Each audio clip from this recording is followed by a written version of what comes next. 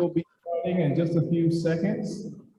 And we have a robust virtual audience with us. And then we have a robust in-person audience here. So,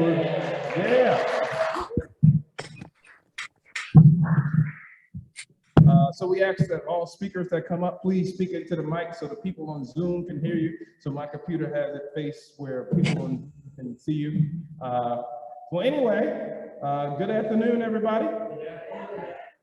You know, in my faith tradition, we say, this is the day that the Lord has made. We shall be glad and rejoice in it.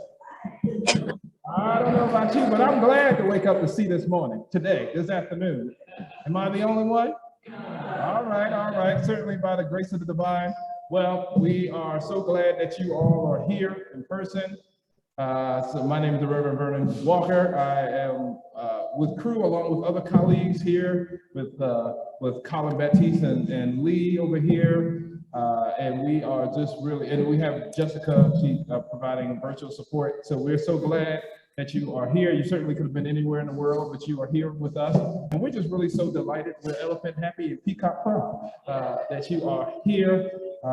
And this is our 4th annual Interfaith Summit. The wake of the National Climate Assessment and the UN report in 2021 and the projected serious consequences of unchecked climate change, interfaith leaders from Boston have come together with the communities responded to extreme weather and the Native American Center of Boston to host this summit. This is our 4th annual.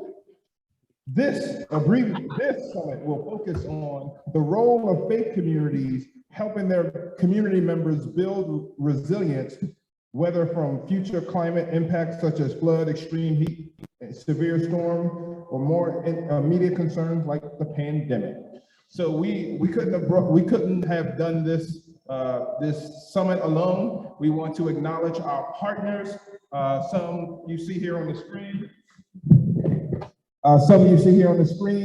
You see, we mentioned North American Indian Center, Boston, we have the Jewish Labor Committee, we have Creation Justice Ministry, we have Massachusetts Peace Action, we have Massachusetts Community Action Network, we have Mass Power Interfaith and Light, we have Speak for the Trees, we have the Southern Conference of the United Church of Christ, we have the Jewish Climate Action Network, the Sierra Club have all come together to help co-sponsor this event, and we are just really so happy about it.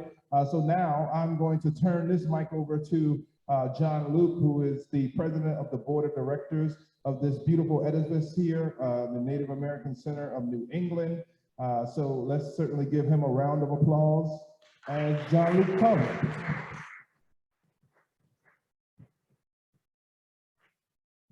Thank you. I'm just, so I will, in a minute or so, I'm going to come back up and recognize the land that we're on. But first, I wanted to welcome you into the space that we're at right now. North American Indian Center of Boston. We started as Boston Indian Council in 1969. We are Massachusetts' oldest urban Indian center, providing cultural and social services for the New England Native American community for over 50 years. As you look around you, I just invite you to take in the art that's on the walls.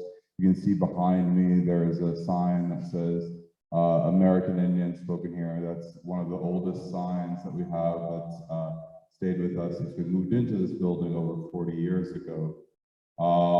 And I also invite you to think about where we are in particular.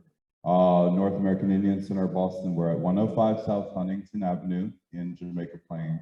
We're across the street from the Heath Street Station. We are next door to a cancer center, across the street from the VA, down the street from public housing.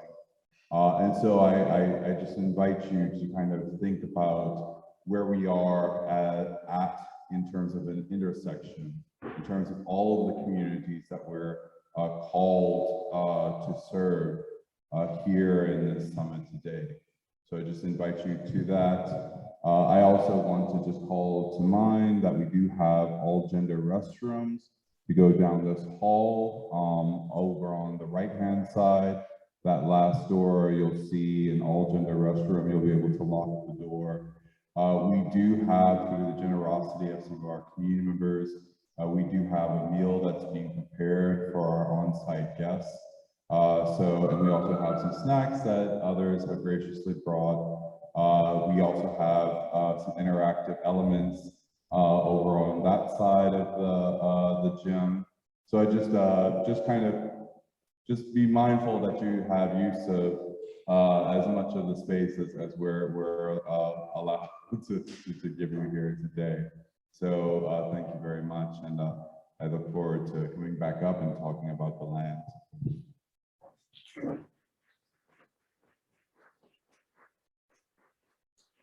Thank you so much, John Luke. Well, we're gonna invite Jenny Bonham Carter to come up and to lead us in song.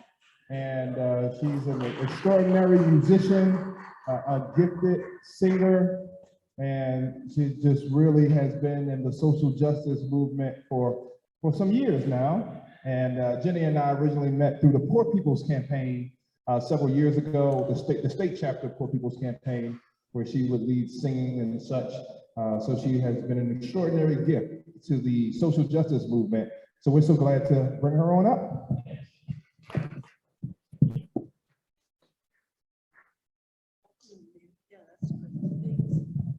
It's wonderful to be together. Thank you, everyone watching online. And we who are here, we will sing together online. You can sing as loud as you want, as long as you're on mute. We need to keep your eyes on the prize. Hold on. Let's sing that one more time. Keep your eyes on the prize. Hold on.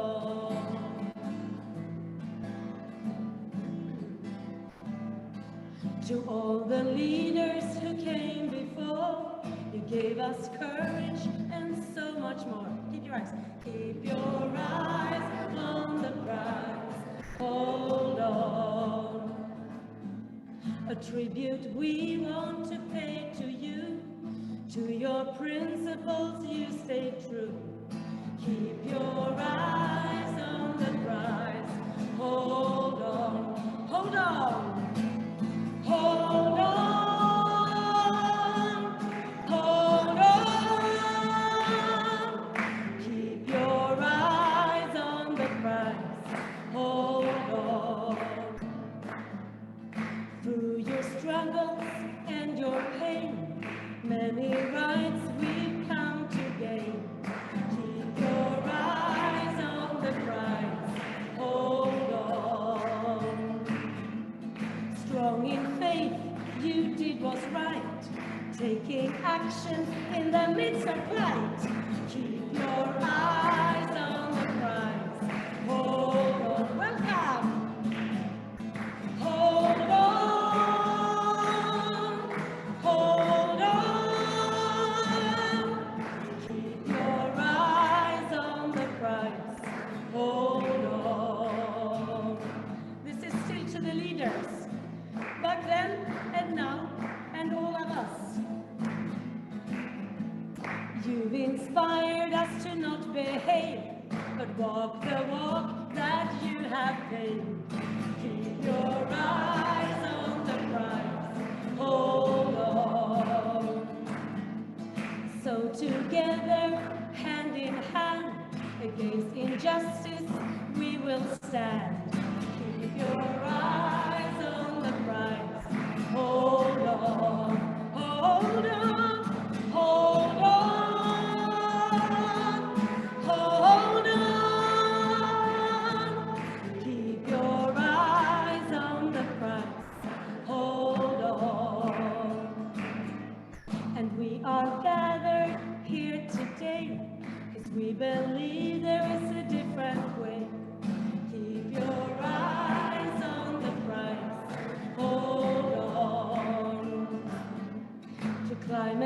action we must haste, and we've got no time to waste. Keep your eyes on the prize. Hold on. Hold on. Hold on. Keep your eyes on the prize. Hold on.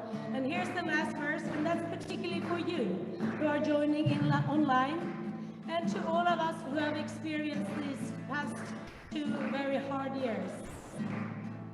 While far apart we feel so near, and we're not giving in to fear. Keep your eyes on the prize. Hold on. In the midst of struggle and strife, we see a glimpse of a different life. Keep your eyes on the prize. Hold on. Sing along. Hold on. Hold on. Hold on. Keep your eyes on the prize. Hold on. One more time. Hold on. Hold on.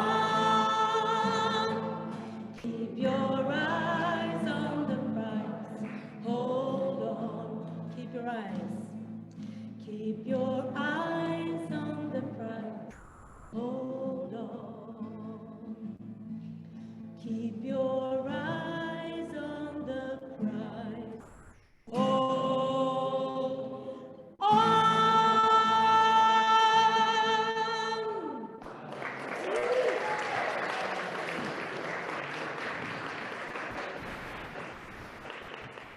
Keep our eyes on the prize. We need to hold on, particularly in times of injustice and in times of chaos. Keeping our eyes on the prize will continue to motivate us to strive towards that goal of helping to create a more just and equitable society.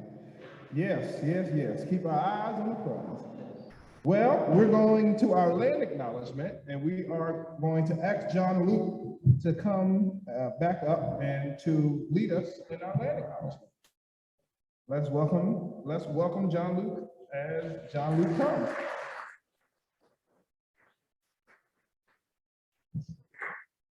As is our practice at North American Indian Center Boston, before we say anything about ourselves, it's our protocol to recognize the land that we're on, the land that holds us, the land that sustains us.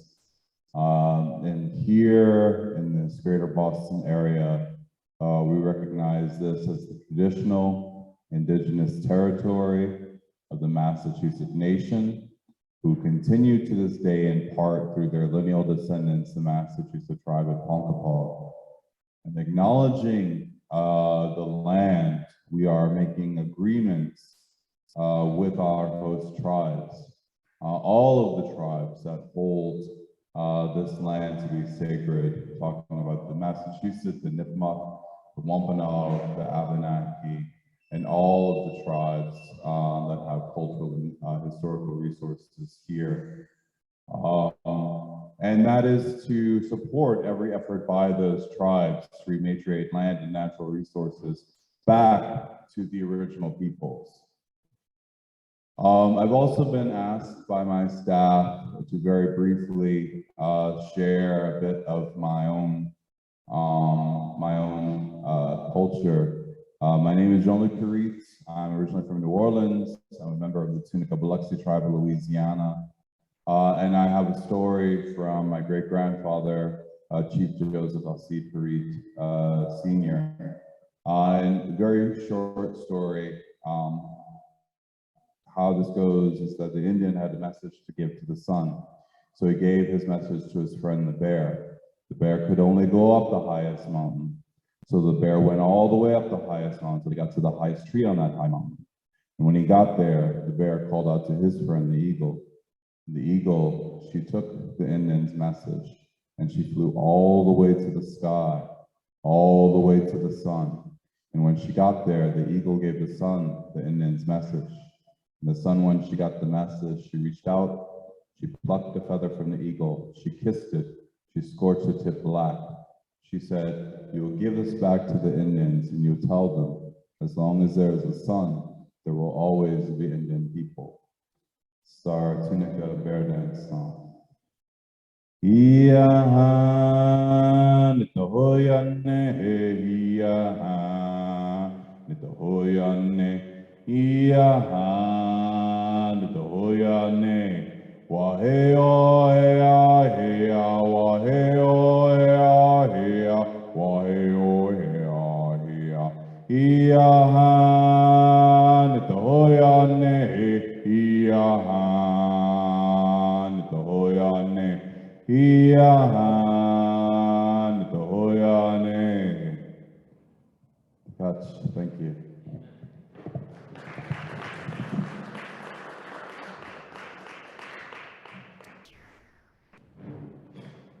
Thank you so much for leading us into that land acknowledgement, John Luke. Next up, we are going to call, we're going to have the Rabbi Greg Hirsch come up, who is the rabbi of Temple Emanuel of Wakefield, and has been in leadership there since 2016. So we're so glad and delighted to have Rabbi with us and leading us into our theme breakdown. And for some of you who may not know what the theme is Together in Climate Chaos, Interfaith Solidarity for Climate Resilient Communities. So let's welcome the Rabbi as he comes on up. Thank you, Reverend Walker, and what a tough act to follow. That was a beautiful land acknowledgement. Thank you. As you just heard, hi everyone, I'm Rabbi Greg Hirsch from Temple Emanuel of Wakefield, and it's my sincere honor to be here with you today. All too often, when I think about climate, the current and future impacts of climate change, it leads me to a sense of hopelessness and depression. A study from 2017 showed that 71% of global emissions come from 100 companies. This means that even if I'm driving an electric car, composting, or even living off the grid, my contributions are incredibly negligible, as long as nothing is changing on a national or global scale. So it isn't illogical to believe that our situation is hopeless. While we may not be able to change reality, we can change the way we respond to reality. When faced with the realities of global climate change, there are two obvious ways people have coped with all the challenges that confront us. One path is to accept reality, to believe that climate change is happening and to not worry about it. There are plenty of other causes worthy of my attention. There are plenty of other things I can be thinking about. So I'll leave climate change to the scientists and governments and hope for the best. Alternatively, the other path is recognition of the realities of climate change that can lead to depression. To see the myriad problems with no clear solutions makes us feel legitimately hopeless. I have wavered within this polarity of accepting reality and being depressed about it until just a few months ago, when I was introduced to the work of Joanna Macy. Joanna Macy, PhD, is a scholar of Buddhism, systems theory, and deep ecology, and she offers a third option for how to relate to the degradation of our environment. Recognizing that we're standing on the precipice of environmental collapse, knowing that life 100 years from now will necessarily look different from how it does today.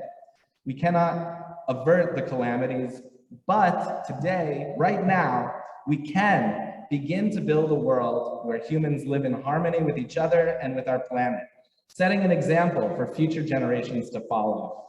Disaster is inevitable and unavoidable, yet it's also inevitable that some segment of humanity will survive. And so it's upon us to set an example for those future humans, to move away from what she calls, quote, a doomed industrial growth society, doomed because it's unsustainable. It's unsustainable because it's addicted to growth. Growth in what? Not in wisdom and grace, growing in one thing only, corporate profits. And how do they do that? They extract elements right out of the living body of Earth and turn them into consumer goods and weapons and waste as fast as they can. That can't last forever. According to Joanna Macy, we don't have to take the system apart. We don't have to conquer it because the system is doing that by itself. It's self-destructive. And so we're currently living through a transition to a life-sustaining civilization.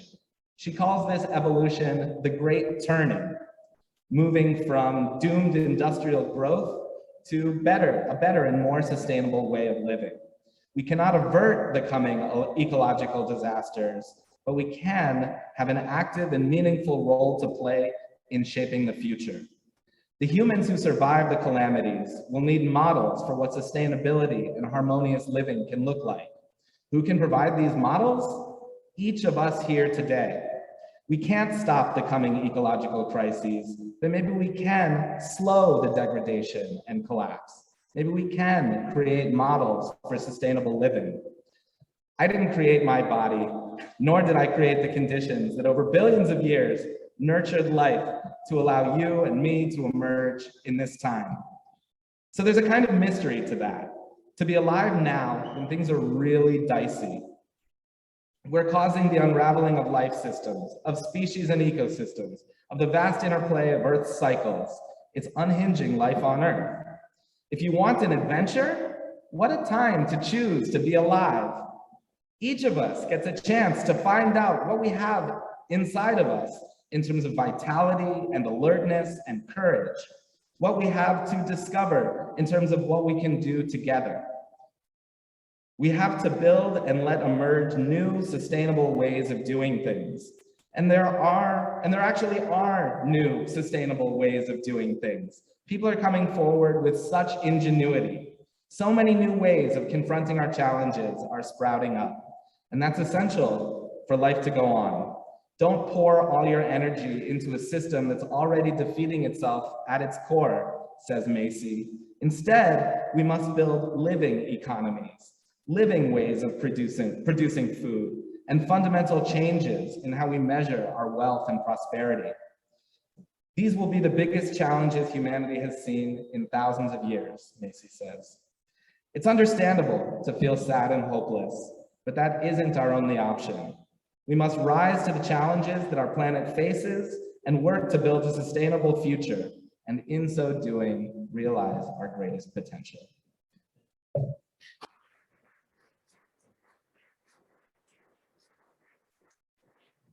Thank you so much for that, Rabbi Greg. It is a key theme of realizing our greatest potential of working together and unleashing people power. So really, thank you so much for lifting up Dr. Joanne Macy's work and all the powerful words that you shared. Next up, we will enter into our keynote section of this program. And I have the privilege of introducing to some and reintroducing to others, Rabbi Shashona Friedman, who is a writer, a mother, and a climate activist in Boston. She serves as the Director of Professional Development at Hebrew College.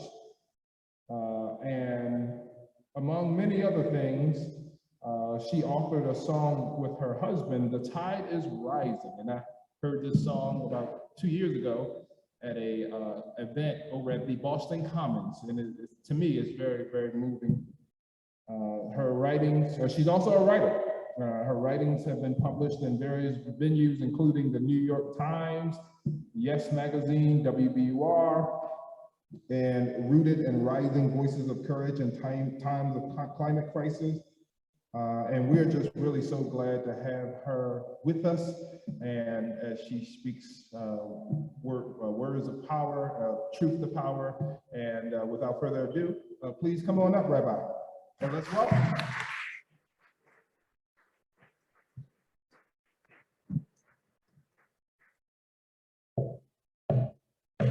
There are more waters rising, this I know, this I know.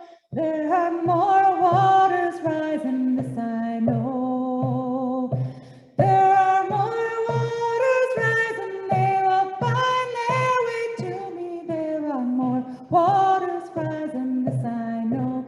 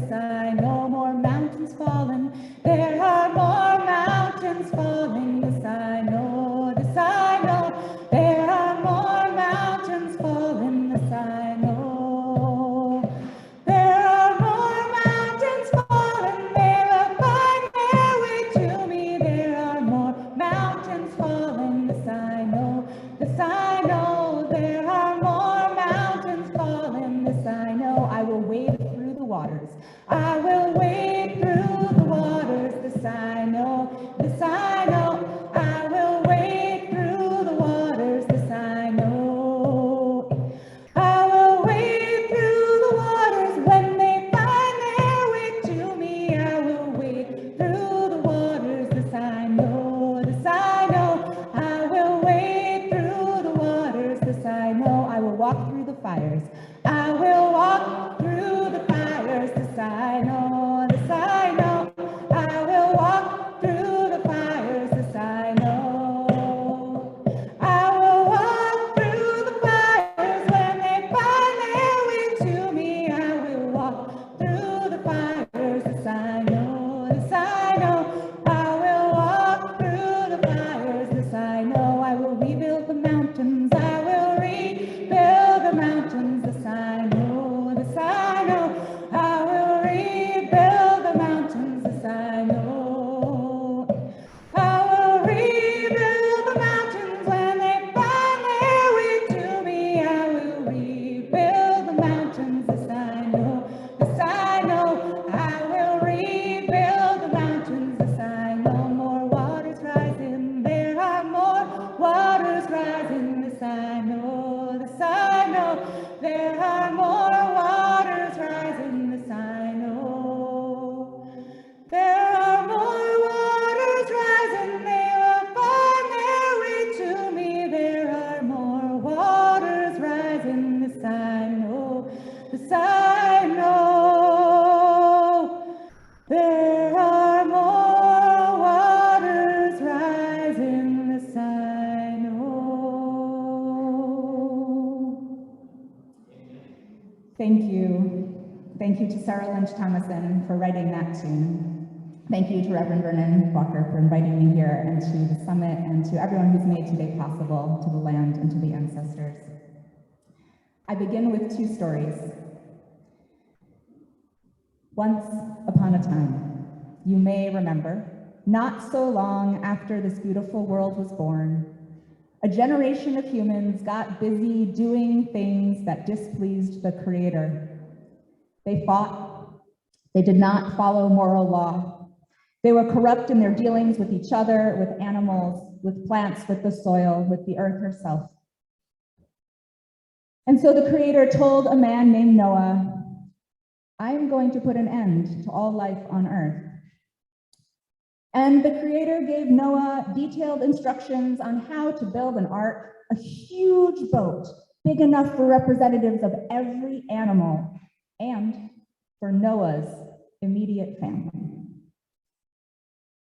Noah spoke not a word back to the Creator.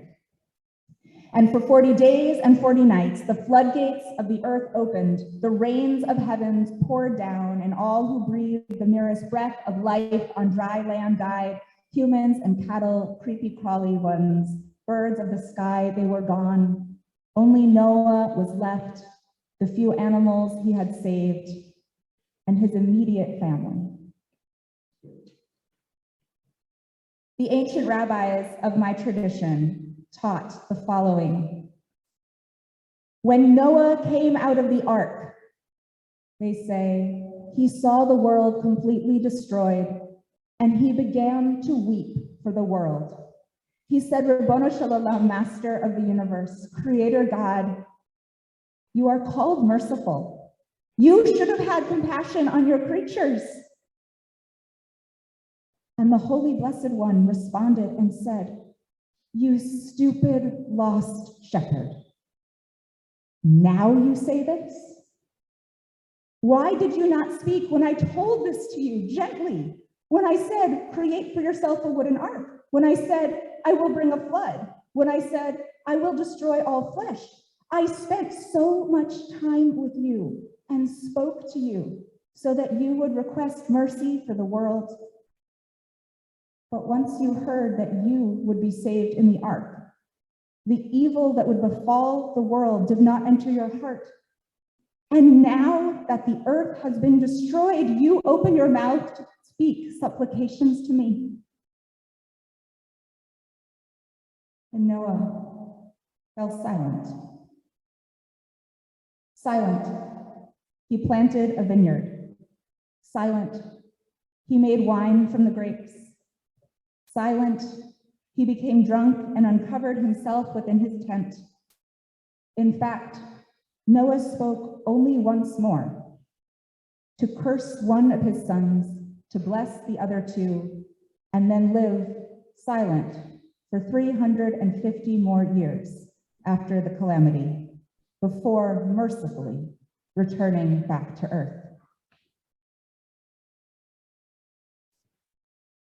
Once upon a slightly later time, a bit later after this beautiful world was born, the human beings in two cities, Sodom and Gomorrah, got busy doing things that displeased the Creator. They fought, they did not follow moral law. They were corrupt in their dealings with each other, with animals, with plants, with the soil, with the earth herself.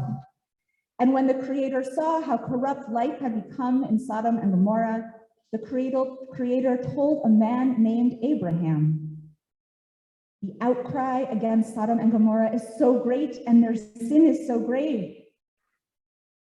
And when Abraham heard this, he understood that the Creator would destroy the cities if the outcry were true, which it was. But Abraham was not silent. No, Abraham came forward and said to the Creator, "Will you sweep away the innocent along with the guilty?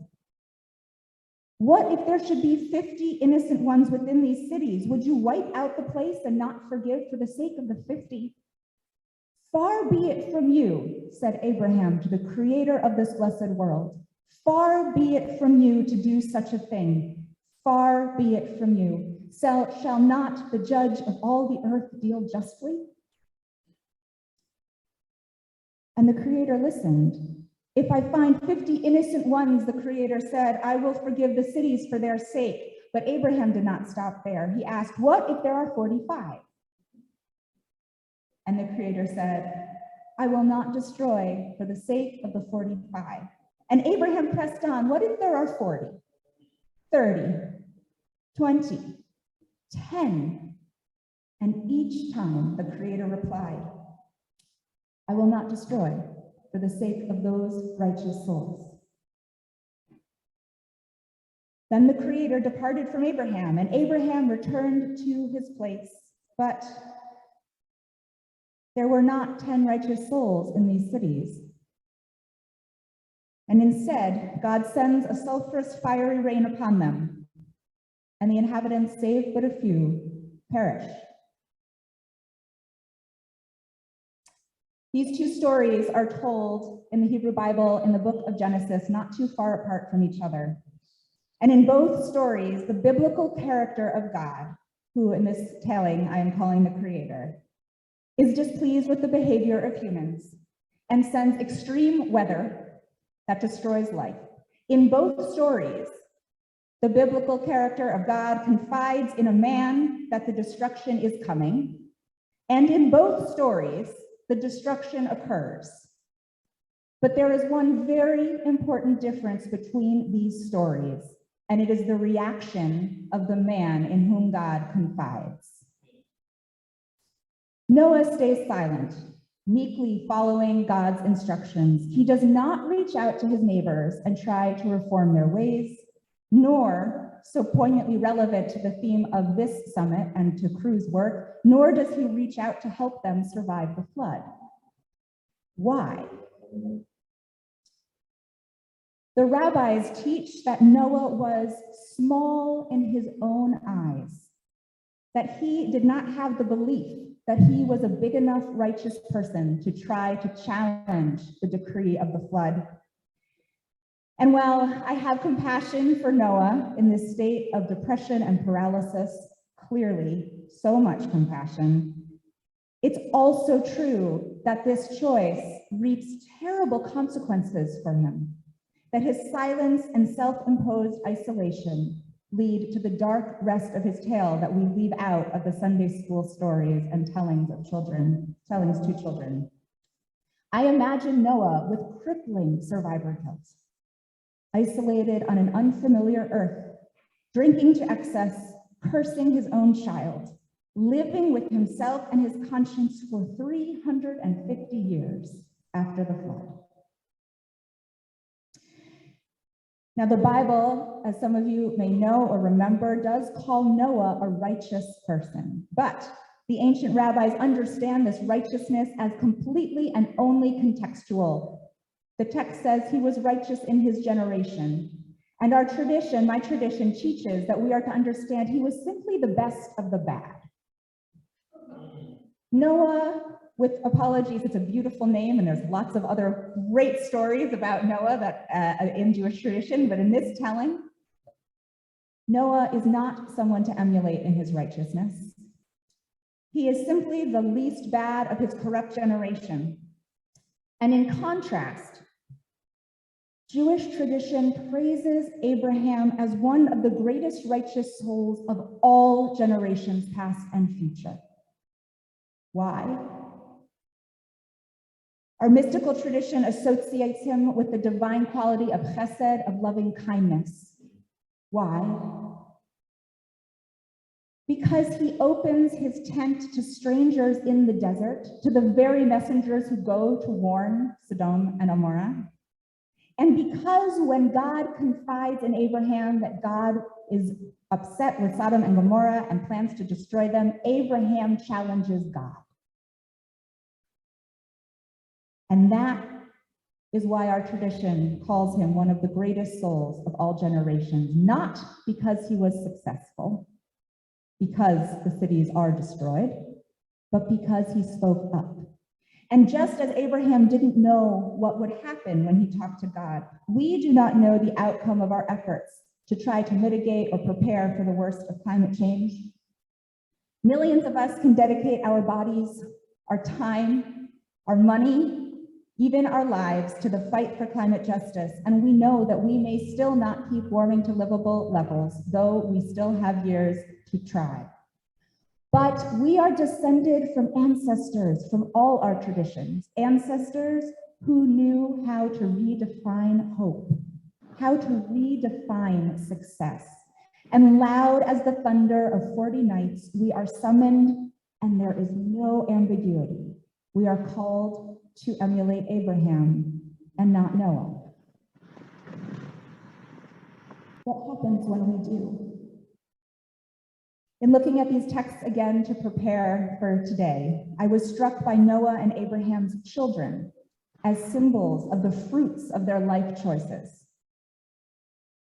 At first glance in the text, it's clear that Noah blesses 2 sons and curses 1. But truly, he curses all 3 of his children, one with the burden of being enslaved, the other 2 with being slave masters over their own brother.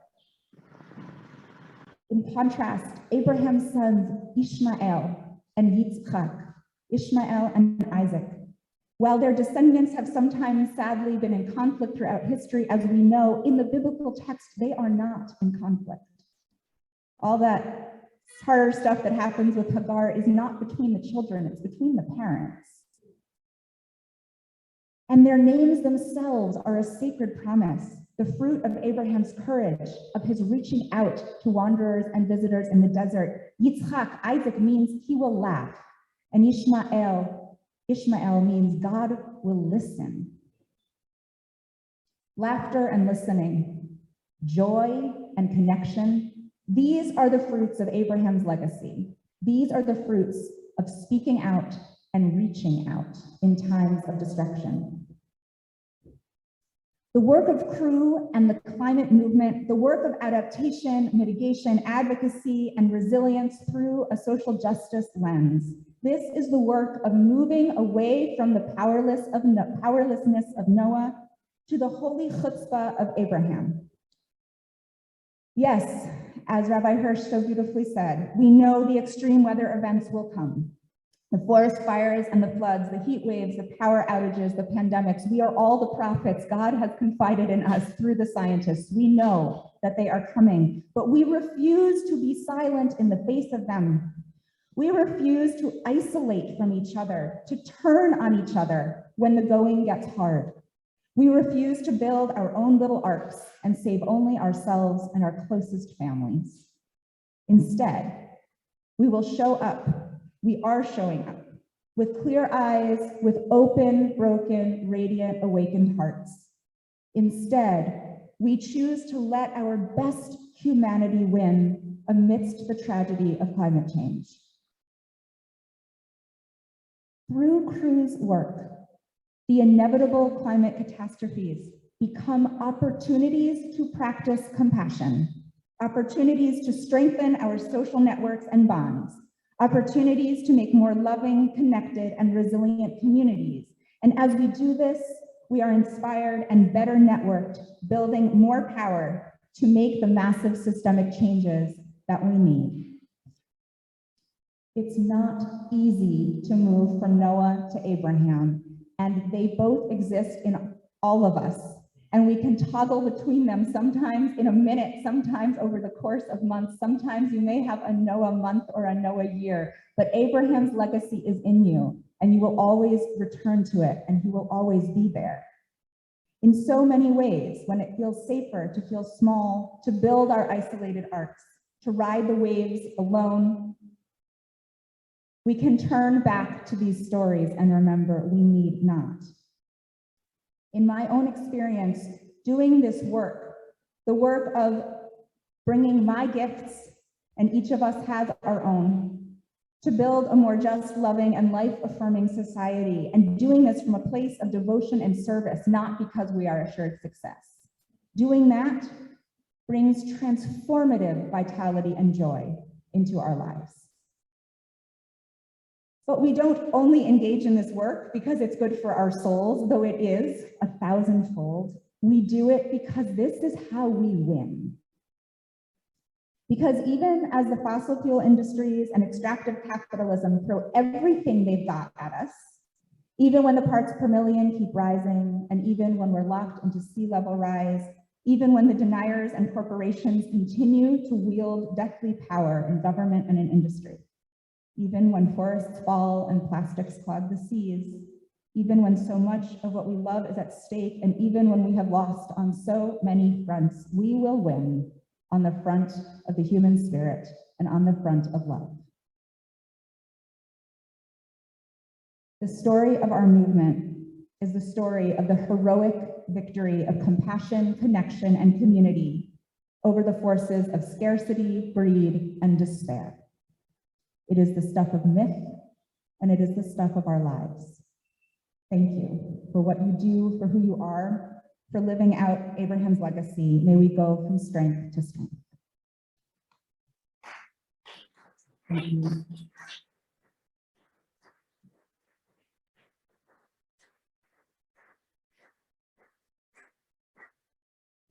Thank you so much, Rabbi, for those inspiring words.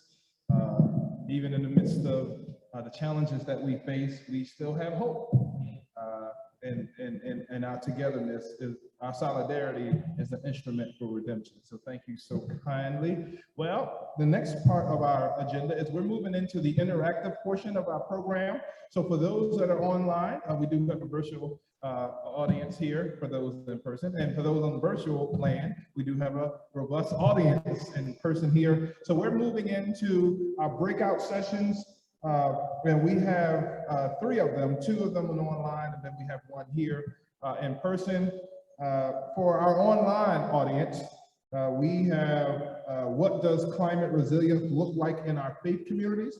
So Dr. Taliesin Griffon Lee and Reverend Thomas McGrove will be facilitating that, and they're online, and you can assign yourself to those breakout groups. The next option you have to choose from is benefits and difficulties when working together towards interfaith solidarity. We have Rabbi Dr. Shara Stern, and we also have Brown Mousy. So that's another section that you can choose from for our online audience. Then our in-person folks, we have finding healing in our relationship to land and each other. We have both John, Luke, and Raquel, are both from the New England American Indian Center of Boston, that will facilitate, and I think they're around here somewhere, or they'll be up here. But for our in-person audience, I think we have bathrooms this way. You can feel free to help yourself to beverages over there. We have snacks over here. And what we're going to do for the Zoom folks is we're going to put ourselves on mute, and then we will come back in about 35 minutes, and then we'll have a report back. So for folks in the virtual room, we more than likely will have someone listening in, and then as they're reporting in the virtual session, we'll have a person here repeat to our in-person audience. And then in our in-person audience, we're just all together in one group. Someone can volunteer to raise their hand and report back, and then at the end of our breakout groups, in subsequent order, a person can come up to the mic and report back. So we will commence our breakout groups. We're ready to start, John Luke? All right, so again, for Zoom audience, we're so glad you're here with us. We're going to mute and we're going to turn our cameras off, and we'll be back in about 30 to 35 minutes, and then we'll go from there. If you have questions, please see Jessica. She's doing tech support. So if you have questions in our Zoom room, please do let her know, and she can also help assign you to a room. But you should have an option to assign yourself to a breakout group. And actually, I see it right here on the screen. So if you go to the bottom of your screen, you should be able to assign yourself to join breakout group. But again, if you have difficulty, please let Jessica know, and we will be able to help you. All right. So we shall proceed. I hate to interrupt so many good conversations that are going on, but there will be an opportunity to have ongoing conversation as we're about past the halfway point of this wonderful program. So we're going to start with our report backs. We'll ask Lee to report back. And for the virtual folks, just a reminder, we had our breakout group in person, and Lee will be reporting back some of the things that we discussed. And then for our in-person folks, Colin will be reporting back some of the virtual learnings from the two different groups. But we'll start with in-person first. So we'll ask Lee to come on. All right. Okay, cool. Not as tall as Vernon, so I'll move this down. Hi, just good to be here with you all. Yeah, so I'm gonna first just admit, I'm up here again, gonna just speak from the heart, from what I recall from this space and what really resonated. And part of the reason I'll be doing that is because I actually started to take notes on a laptop and then realized, kind of speaking to one of the things that was brought up there about the ways in which technology, this is one of the things we talked about, can in some ways sort of disconnect or create a distance between us when we're together as people. And so I was recognizing that and actually shut my laptop and put it away. And that's okay, because I figured, if I'm called upon to share, I'll just share again from the heart. So again, just good to be here with everyone. Our facilitation again was led by Jean-Luc, so just great, deep gratitude again to him for holding space and leading us through a dialogue that really connected with what it means to be a guest here in this life, a guest in connection with the land, a guest in community. And a lot of that, from what I could gather from Jean-Luc's ancestry and connection to community, was related to having an emergent story in connection with tradition and the ways in which that asks us to contemplate ourselves as guests here. So some of the questions that he asked us as we moved through together, one was just thinking again about what it means to be a guest in other space, and what are the tools or resources that we could sort of think back on that allow us to be respectful guests. Some of the things that were mentioned there that I could recall were simply matching and mirroring what's going on in a space, humility. I heard over and over again, just sort of the recognition of not knowing, how important it is to live into the not knowing and embody that when we can. Bearing witness to what is going on around us. I heard another thing that was said around being quick to listen and slow to speak, which really resonated as well. And sort of, again, being in more of a listening mode that allows whatever does emerge from our mouths to be more authentic and more aligned with what's actually going on around us. Another question that was asked was around sort of a shared language of vision or mission that we can then put into action together. And some of the things that resonated there as well was actually, one big thing was thinking about actually the power of language in connection with non-human beings. So yeah, just again, how are we relating to those around us more through a connected and compassionate way and not objectifying? And so that can be something as, again, simple as just moving from it to who. This is a simple example of that. Another thing that came up as well as a framing, a question, as Jean-Luc was leading us through, was thinking about the challenges in our work and the resources that we need that help us in those spaces as well. And one of the things that was lifted up there as well was around the work that happens, not even simply in our work when we think about it occupationally, but just in relation to our personal lives, in relationship to family, in relation to the pandemic and some of the struggles we might be in dialogue with others in the community. Resources that were lifted up there, one in particular that resonated, and I want to lift it up again because it was mentioned earlier by Rabbi Greg, was Joanna Macy, and specifically her work that reconnects, which you can find online, and I know there are local facilitators as well who will help out with that. And I don't know if there's more time, but I'm happy to, if others here in this space, there are other things that resonated that you wanted to share as well, please do. Thank you to everybody online. Good to see you. Yeah.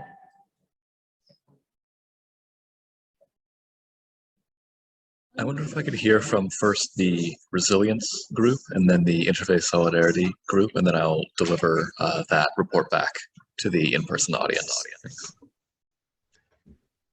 I'm Betty Southwick, and I was in the Resiliency and Faith group. And is that what you're asking me to do? Report back now? Yeah, just to hear back some of the themes and thoughts that came from your likely just offered, and then I'll read that back to the main group here, or the in-person group. So Taliesin Grenfell Lee led us in some sort of strategy thinking about climate resiliency leadership training, like how we as leaders can kind of map out what our strategies are to be able to work, which I think was helpful in setting the stage for us. And then I think what kind of resonated, we all shared some of our challenges and successes in working in our faith communities.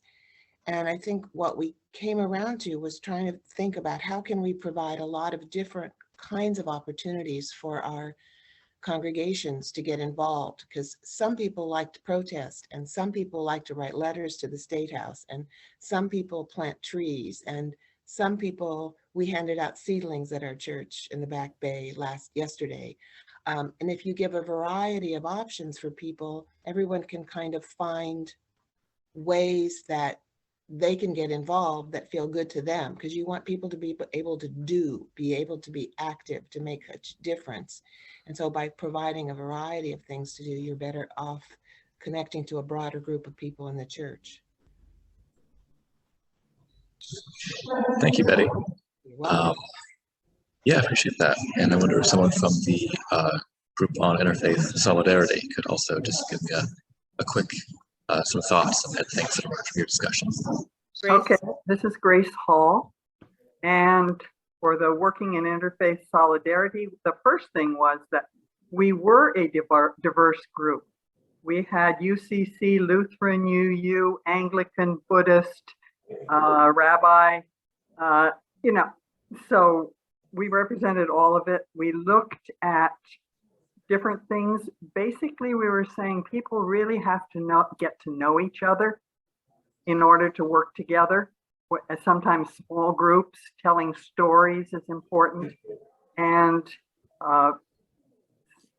sharing happy times together gets the endorphins working. It can be food, sharing food, but it doesn't have to be. But either way, making sure that we spend time together, that we get to know each other. But we also have to have plans and telephone trees and the details to work things out so that we're ready to move when crisis hits. And at the same time, it's not just enough to make the plans. You also have to have drills. You have to practice so that you know what you're doing and you're ready when you have to step in and help. And with those types of things where we get to know each other, where we come to see each other as people, we can tend to work together. if people are helped in a crisis, they tend to react very positively, and we see the advantage then, and they stop worrying about some of the interfaith problems that might exist, or the lack of, it leads to much more cooperation. So, Thank you. that's everything, but it covered a bit of the ground, quite a bit of the ground. Sure, yeah, I appreciate the reporting back. And I'll just now put myself on mute and go and just say those things back to the main group here. So thanks to both of you.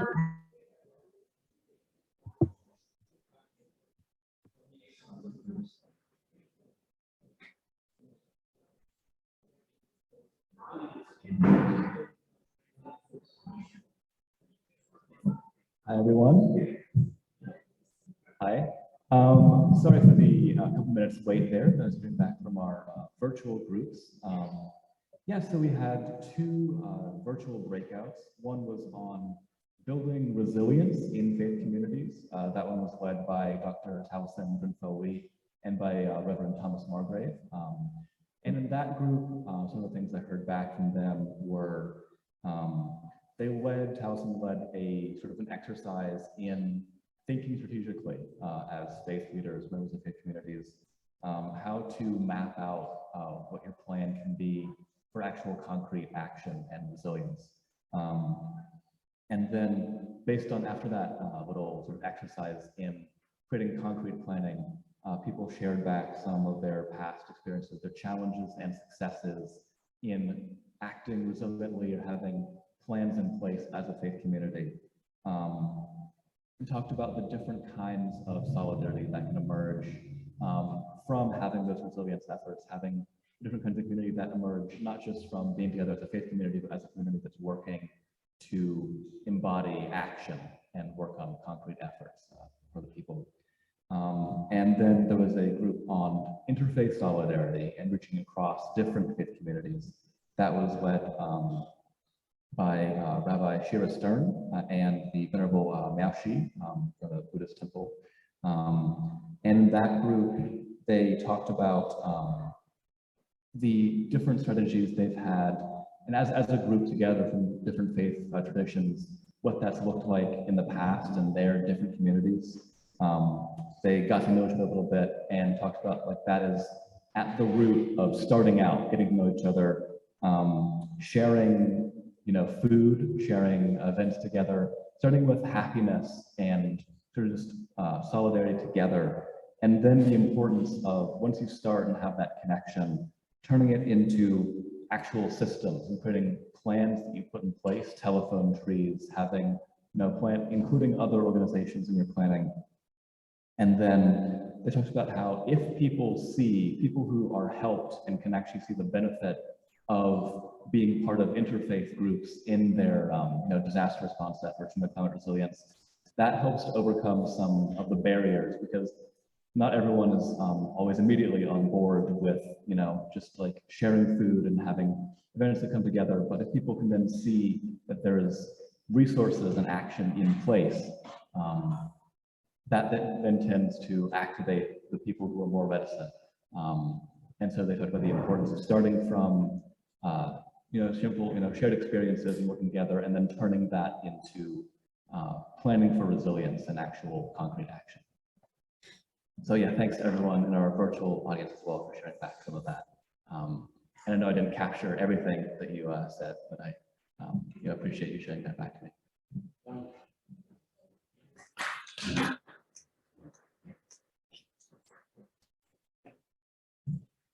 All right.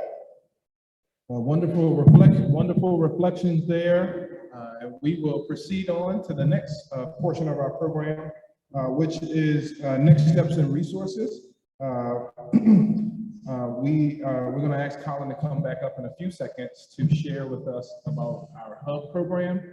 And it's been a very rapidly growing portion of the crew program.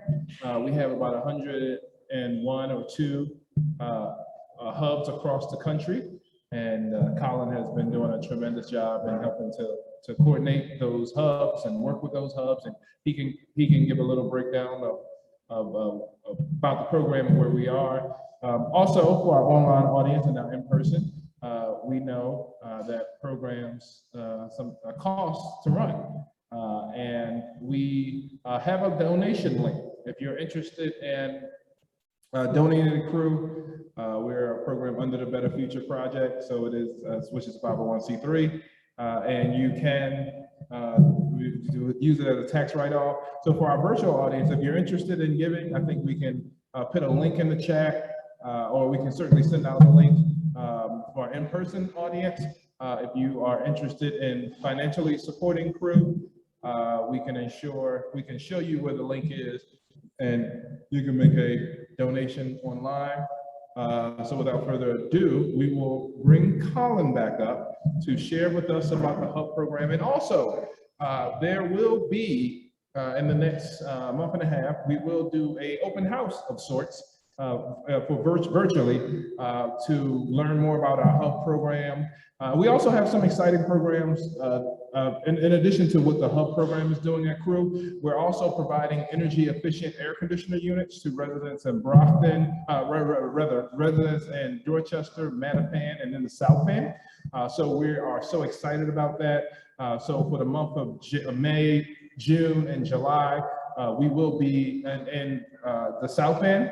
We will be in June, we'll be in Dorchester. In July, we'll be in Mattapan. And we will be having large-scale community events where we'll be serving dinner at the July and June event.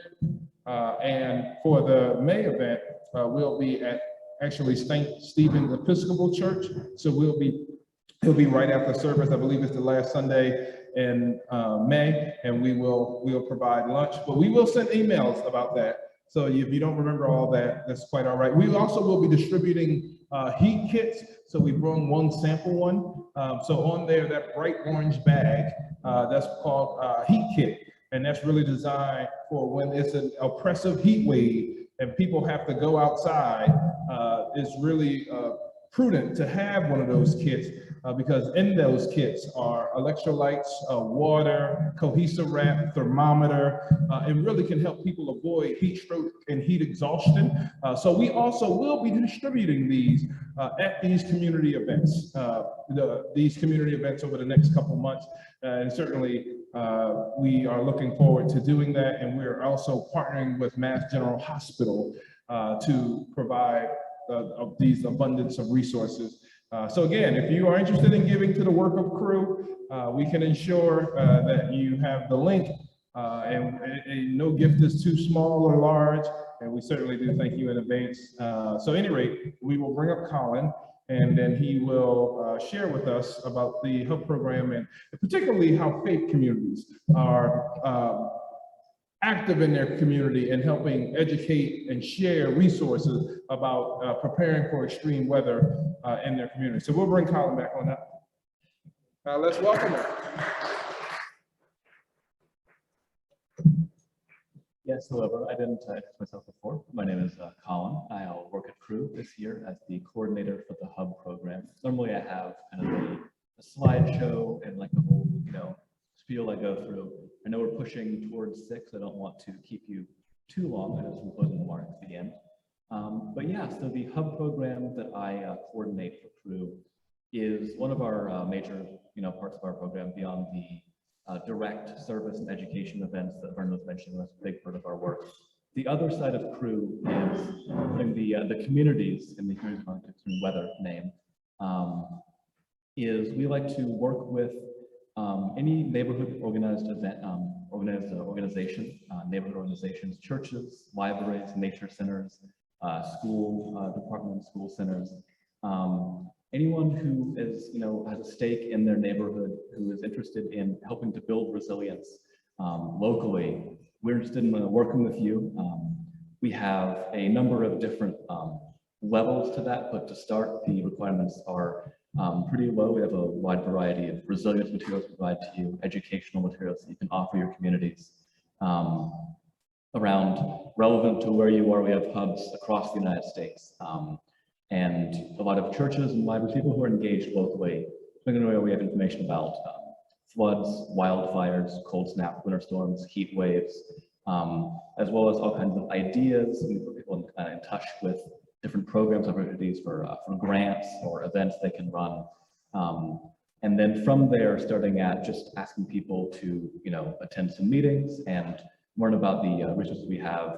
We have other opportunities to think about and support you in building up your resources to be doing more direct relief work, being a off the grid charging center, or putting people in touch with local emergency planners or first responders.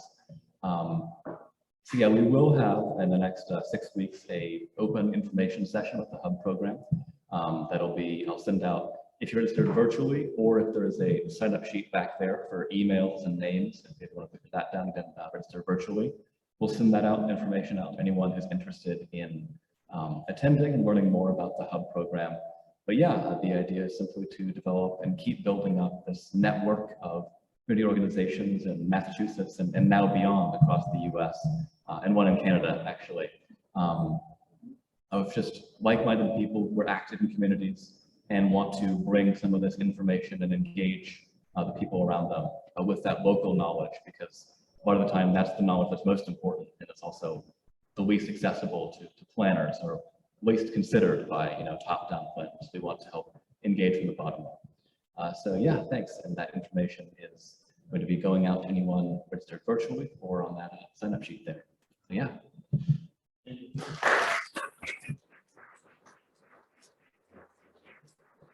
All right. Thank you so much, Colin.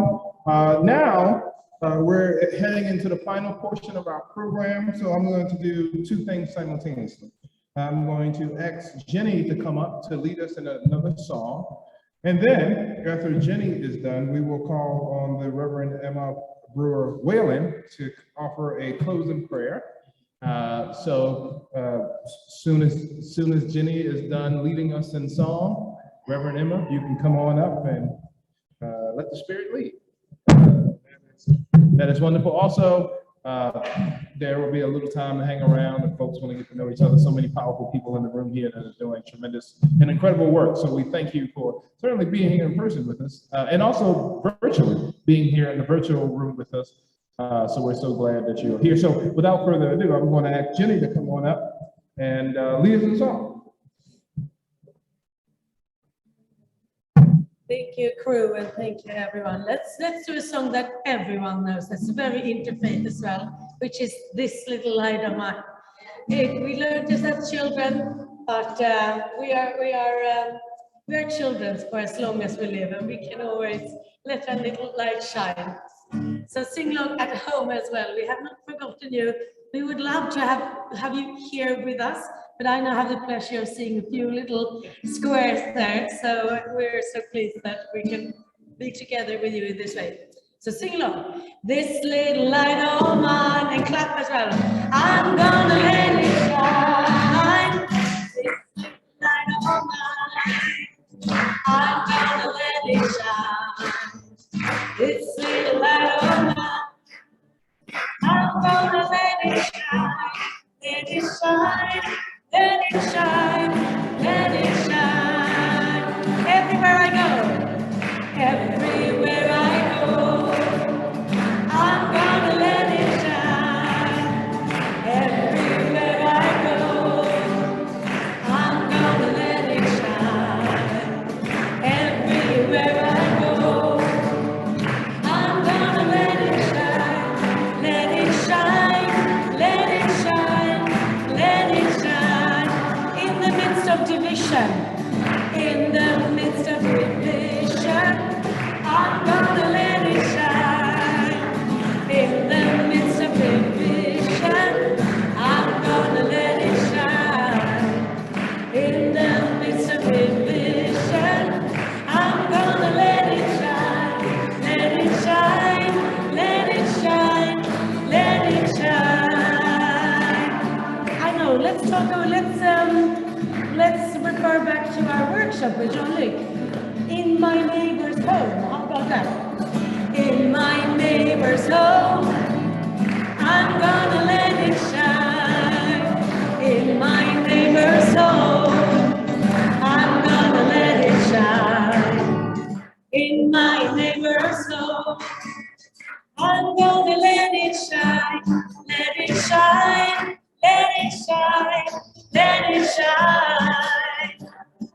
And then I have another suggestion.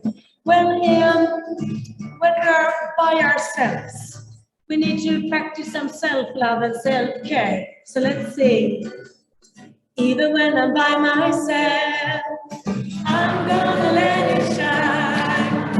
Even when I'm by myself, I'm gonna let it shine. Even when I'm by myself, I'm gonna let it shine. Let it shine, let it shine, let it shine. And then we will finish with my favorite verse, and that's walking in love, living in hope. Walking in love, living in hope. I'm gonna let it shine. Walking in love, living in hope. I'm gonna let it shine. Walking in love, living in hope. I'm gonna let it shine. Let it shine, let it shine, let it shine, let it shine. Let it shine, let it shine, let it shine. Let it shine, let it shine, let it shine. It will shine beautifully.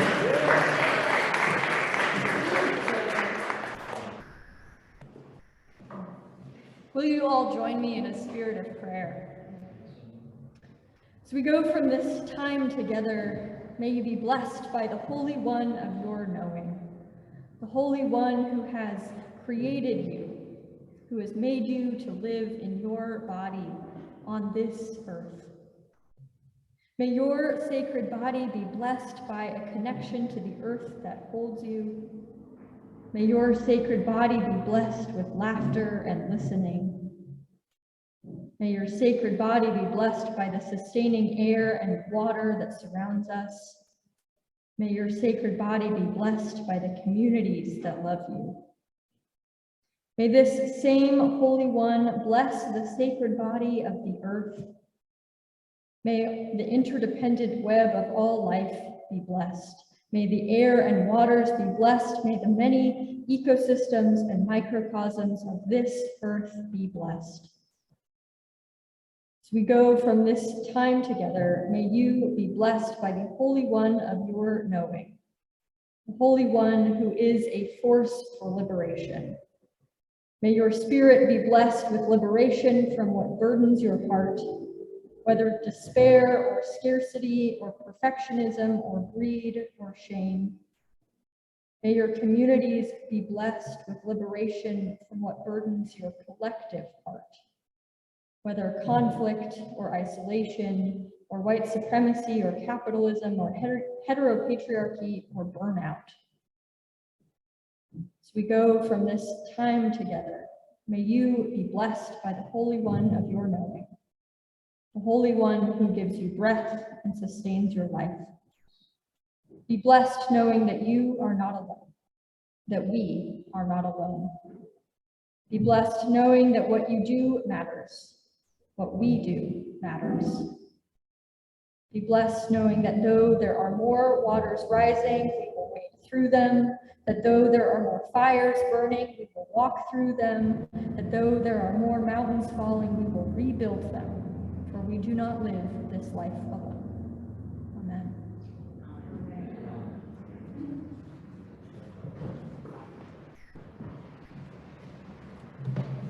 Thank you so much. And for our in-person audience, thank you for being here. For our virtual audience, that concludes our program. And we thank you for being a part of this year's Interfaith Summit. We will have the recording. This has been recorded virtually. At least this front part has been recorded virtually. So we will be sure to send out the recording. And thank you so kindly. We'll conclude the program. We got plenty of stuff for water. Virtual audience, thank you. We're going to shut down the Zoom now, and we look forward to